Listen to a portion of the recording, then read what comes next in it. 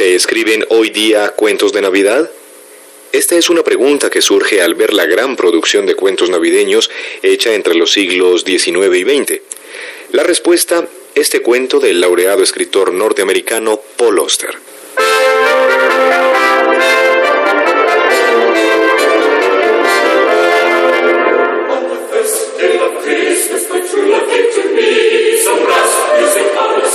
El cuento de Navidad de Oggy Rhyn.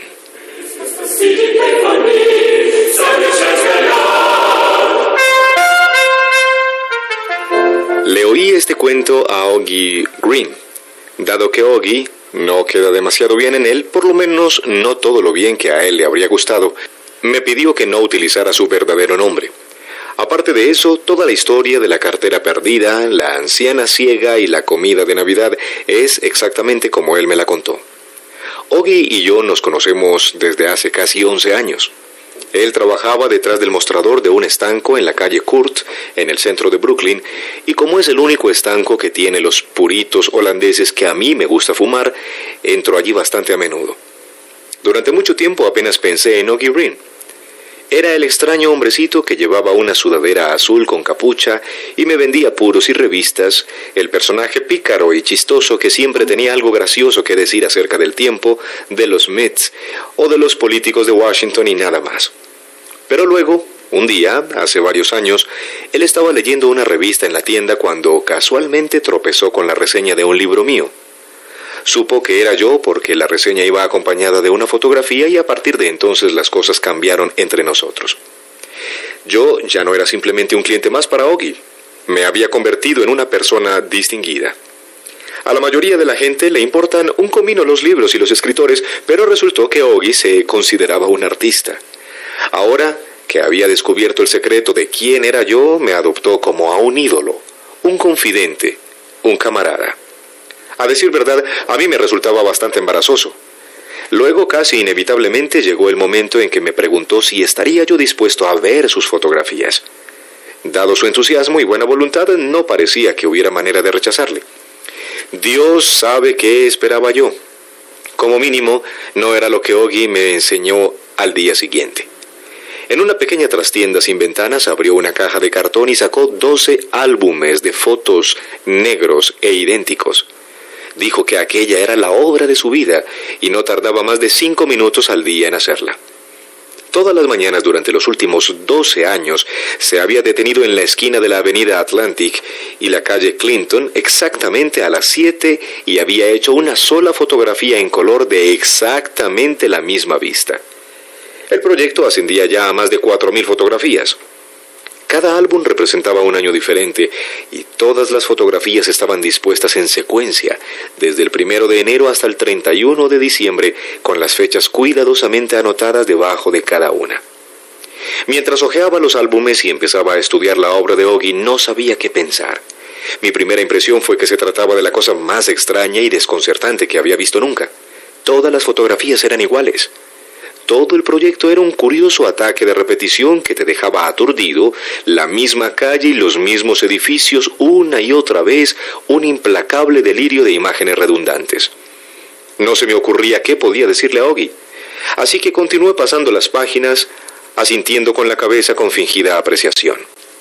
Oggy parecía sereno mientras me miraba con una amplia sonrisa en la cara, pero cuando yo llevaba ya varios minutos observando las fotografías, de repente me interrumpió y me dijo: «Vas demasiado prisa. Nunca lo entenderás si no vas más despacio». Tenía razón, por supuesto. Si no te tomas tiempo para mirar, nunca conseguirás ver nada. Cogí otro álbum y me obligué a ir más pausadamente. Presté más atención a los detalles, me fijé en los cambios en las condiciones meteorológicas, observé las variaciones en el ángulo de la luz a medida que avanzaban las estaciones. Finalmente, pude detectar sutiles diferencias en el flujo del tráfico, prever el ritmo de los diferentes días, la actividad de las mañanas laborales, la relativa tranquilidad de los fines de semana, el contraste entre los sábados y los domingos.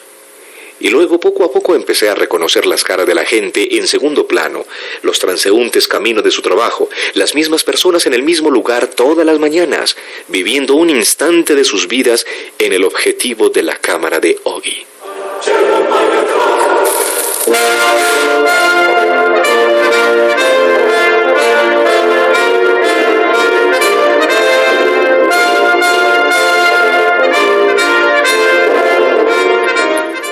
vez que llegué a conocerles, empecé a estudiar sus posturas, la diferencia en su porte de una mañana a la siguiente, tratando de descubrir sus estados de ánimo por estos indicios superficiales, como si pudiera imaginar historias para ellos, como si pudiera penetrar en los invisibles dramas encerrados dentro de sus cuerpos. Cogí otro álbum. Ya no estaba aburrido ni desconcertado como al principio. Me di cuenta de que Augie estaba fotografiando el tiempo natural y el tiempo humano, y lo hacía plantándose en una minúscula esquina del mundo y deseando que fuera suya, montando guardia en el espacio que había elegido para sí. Mirándome mientras yo examinaba su trabajo, Augie continuaba sonriendo con gusto. Luego, casi como si hubiera estado leyendo mis pensamientos, empezó a recitar un verso de Shakespeare. Mañana y mañana y mañana, murmuró entre dientes, el tiempo avanza con pasos menudos y cautelosos. Comprendí entonces que sabía exactamente lo que estaba haciendo. Eso fue hace más de 2000 fotografías. Desde ese día Augie y yo hemos comentado su obra muchas veces, pero hasta la semana pasada no me enteré de cómo había adquirido su cámara y empezado a hacer fotos. Ese era el tema de la historia que me contó y todavía estoy esforzándome por entenderla. A principios de esa misma semana me había llamado un hombre del New York Times y me había preguntado si quería escribir un cuento que aparecería en el periódico el día de Navidad. Mi primer impulso fue decir que no, pero el hombre era muy persuasivo y amable y al final de la conversación le dije que lo intentaría. En cuanto colgué el teléfono, sin embargo, caí en un profundo pánico. ¿Qué sabía yo sobre la Navidad?, me pregunté. ¿Qué sabía yo de escribir cuentos por encargo? Pasé los siguientes días desesperado, guerreando con los fantasmas de Dickens, O. Henry y los maestros del espíritu de la Navidad. Las propias palabras «cuento de Navidad» tenían desagradables connotaciones para mí, en su evocación de espantosas efusiones de hipócrita sensiblería y melaza. Ni siquiera los mejores cuentos de Navidad eran otra cosa que sueños de deseos, cuentos de hadas para adultos, y por nada del mundo me permitiría escribir algo así. Sin embargo, ¿cómo podía nadie proponerse escribir un cuento de Navidad que no fuera sentimental? Era una contradicción en los términos, una imposibilidad, una paradoja. Sería como tratar de imaginar un caballo de carreras sin patas o un gorrión sin alas. No conseguía nada. El jueves salí a dar un largo paseo, confiando en que el aire me despejaría la cabeza. Justo después del mediodía entré en el estanco para reponer mis existencias, y allí estaba Augie de pie detrás del mostrador como siempre. Me preguntó cómo estaba. Sin proponérmelo realmente, me encontré descargando mis preocupaciones sobre él. ¿Un cuento de Navidad?, dijo él cuando yo hube terminado. ¿Solo es eso? Si me invitas a comer, amigo mío, te contaré el mejor cuento de Navidad que hayas oído nunca, y te garantizo que hasta la última palabra es verdad. Fuimos a Jack's, un restaurante angosto y ruidoso que tiene buenos sándwiches de pastrami y fotografías de antiguos equipos de los Dodgers colgadas de las paredes. Entramos y estaba una mesa al fondo. Pedimos nuestro almuerzo y luego Augie se lanzó a contarme su historia.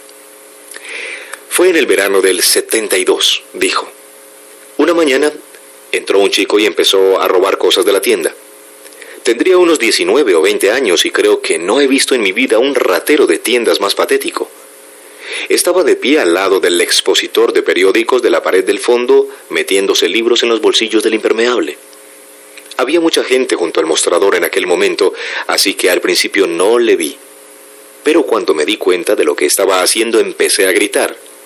Echó a correr como una liebre y cuando yo conseguí salir detrás del mostrador, él ya iba como una exhalación por la avenida Atlantic. Le perseguí más o menos media manzana y luego renuncié. Se le había caído algo y como yo no tenía ganas de seguir corriendo, me agaché para ver lo que era. Resultó que era su cartera. No había nada de dinero, pero sí su carné de conducir junto con 3 o 4 fotografías. Supongo que podría haber llamado a la poli para que le arrestara. Tenía su nombre y dirección en el carné, pero me dio pena. No era más que un pobre desgraciado y cuando miré las fotos que llevaba en la cartera, no fui capaz de enfadarme con él. Robert Goodwin, así se llamaba. Recuerdo que en una de las fotos estaba de pie, rodeando con el brazo a su madre o abuela. En otra estaba sentado a los 9 o 10 años vestido con un uniforme de béisbol y con una gran sonrisa en la cara. No tuve valor. Me figuré que probablemente era drogadicto, Un pobre chaval de Brooklyn sin mucha suerte y además, ¿qué importaban un par de libros de bolsillo? Así que me quedé con la cartera. De vez en cuando sentía el impulso de devolvérsela, pero lo posponía una y otra vez y nunca hacía nada al respecto. Luego llega la Navidad y yo me encuentro sin nada que hacer. Generalmente el jefe me invita a pasar el día en su casa, pero ese año él y su familia estaban en Florida visitando a unos parientes. Así que estoy sentado en mi piso esa mañana, compadeciéndome un poco de mí mismo, y entonces veo la cartera de Robert Goodwin sobre un estante de la cocina. Pienso, ¿qué diablos? ¿Por qué no hacer algo bueno por una vez? Así que me pongo el abrigo y salgo para devolver la cartera personalmente. La dirección estaba en Button Hill, en las casas subvencionadas. Aquel día helaba y recuerdo que me perdí varias veces tratando de encontrar el edificio. Allí todo parece igual y recorres una y otra vez la misma calle pensando que estás en otro sitio. Finalmente encuentro el apartamento que busco y llamo al timbre. No pasa nada. Deduzco que no hay nadie, pero lo intento otra vez para asegurarme. Espero un poco más y justo cuando estoy a punto de marcharme, oigo que alguien viene hacia la puerta arrastrando los pies. Una voz de vieja pregunta, ¿quién es? Y yo contesto que estoy buscando a Robert Goodwin. ¿Eres tú, Robert?, dice la vieja y luego descorre unos 15 cerrojos y abre la puerta. Debe tener por lo menos 80 años, quizá 90, y lo primero que noto es que es ciega. Sabía que vendrías, Robert, dice. Sabía que no te olvidarías de tu abuela Ethel en Navidad. Y luego abre los brazos como si estuviera a punto de abrazarme. Yo no tenía mucho tiempo para pensar, ¿comprendes? Tenía que decir algo deprisa y corriendo, y antes de que pudiera darme cuenta de lo que estaba ocurriendo, oí que las palabras salían de mi boca. «Está bien, abuela Ethel», dije. «He vuelto para verte el día de Navidad». No me preguntes por qué lo hice, no tengo ni idea. Puede que no quisiera decepcionarla o algo así, yo no sé. Simplemente salió así y de pronto aquella anciana me abrazaba delante de la puerta y yo la abrazaba a ella.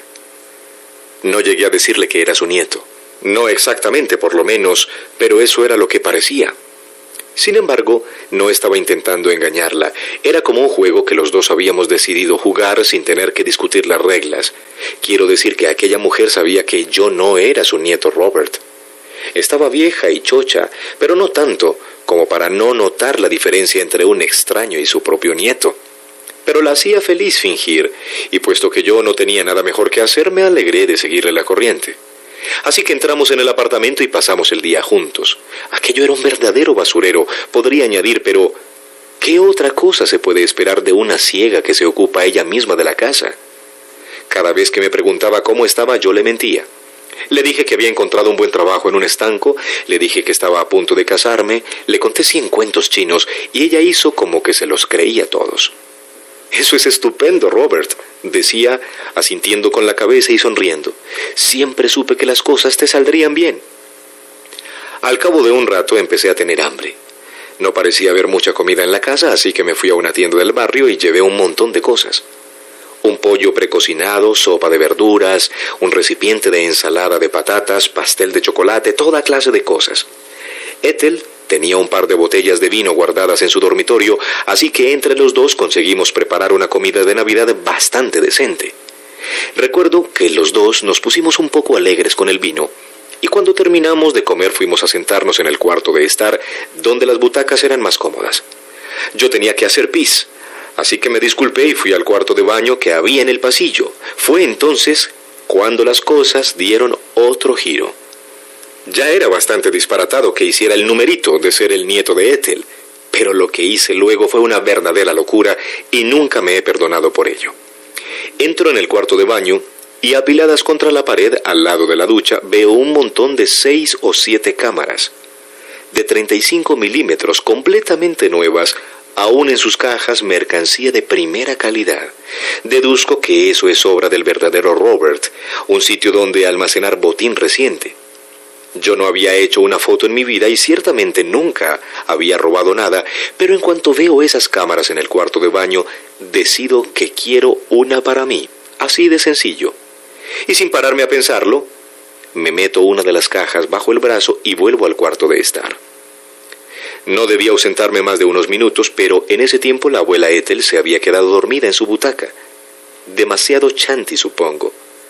Entré en la cocina para fregar los platos y ella siguió durmiendo a pesar del ruido, roncando como un bebé. No parecía lógico molestarla, así que decidí marcharme. Ni siquiera podía escribirle una nota de despedida, puesto que era ciega y todo eso, así que simplemente me fui. Dejé la cartera de su nieto en la mesa, cogí la cámara otra vez y salí del apartamento, y ese es el final de la historia. ¿Volviste alguna vez?, le pregunté. Una sola, contestó. Unos 3 o 4 meses después.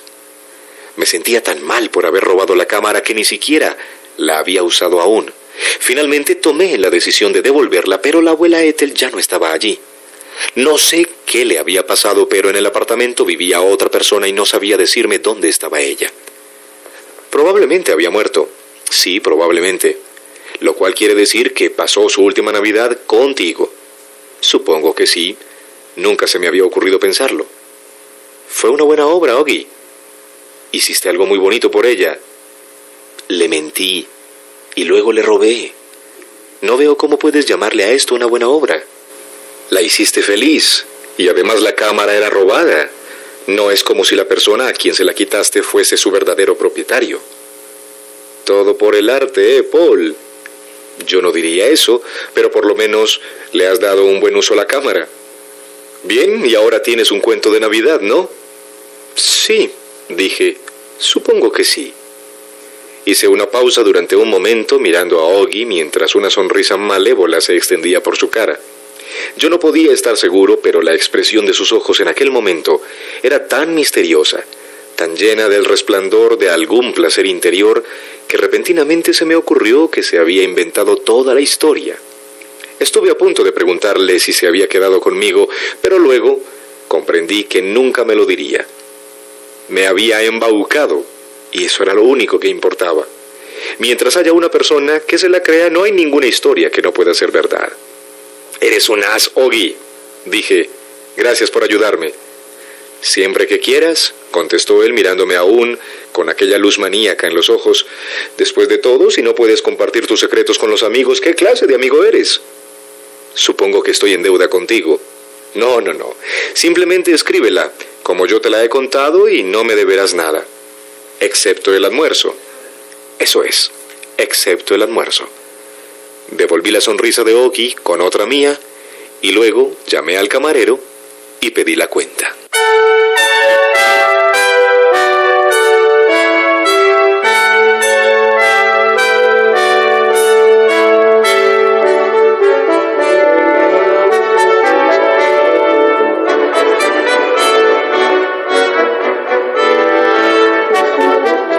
Hoy en Literatura para Oír les hemos presentado un cuento de Navidad contemporáneo del escritor norteamericano Paul Auster.